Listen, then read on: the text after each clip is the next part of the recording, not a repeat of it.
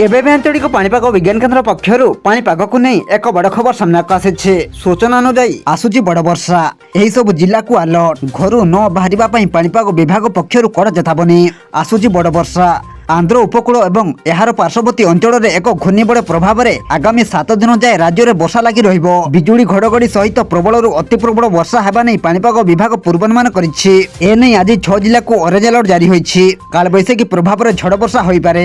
तेबे आसंतु नजर पकाइबा आसुथिबा बड़ वर्षा प्रभाव में राज्यर केउं सब जिले में प्रबल अति प्रबल वर्षा होबार संभावना रहिछि एवं केउं जिला को हाई अलर्ट जारी करछि आम भुवनेश्वर स्थित आंचलिक पाणीपाग विभाग। से नहीं भिडियो संपूर्ण अपडेट जानिबा, किंतु ता पूर्व भिडियो को गोटे लाइक करंतु एवं भिडियोटी को आपण मानक सांग साथी मानक बहु मात्रा रे शेयर करंतु। जदि हम चैनल रे आपण प्रथम थरो भिडियो देखुछंती ताहले एबे ही चैनल को सब्सक्राइब करी पाखरे थिबा बेल आइकन को प्रेस करी ऑल ऊपर क्लिक करंतु, जहा द्वारा आगो को एमिति पाणीपाग संबंधी लेटेस्ट अपडेट आपण माने सर्वप्रथम आम चैनल माध्यम रे पाई परिबे।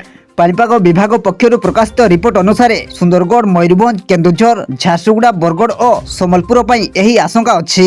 घड़घड़ी सह कुआपथर वर्षा होई पारे। 21 तारिख शनिवार अर्थात आज मध्य उत्तर ओडिशा और उपकूल ओडिशार किछि स्थान रे झड़ वर्षा आशंका अछि।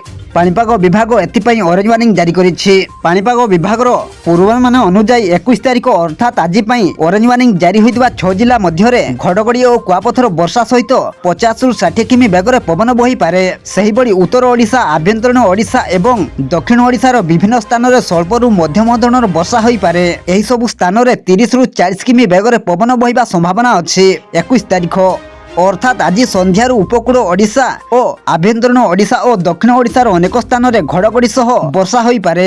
सेहीपरि 25 तारिख जाए उत्तर ओडिशार विभिन्न स्थान में घड़घड़ी सह वर्षा संभावना अछि। कालबैशाखी प्रभाव में अचानक घड़घड़ी और वर्षा आशंका थिबारु लोके सुरक्षित स्थान में आश्रय नेबाकू परामर्श दैछि पाणीपाग विभाग।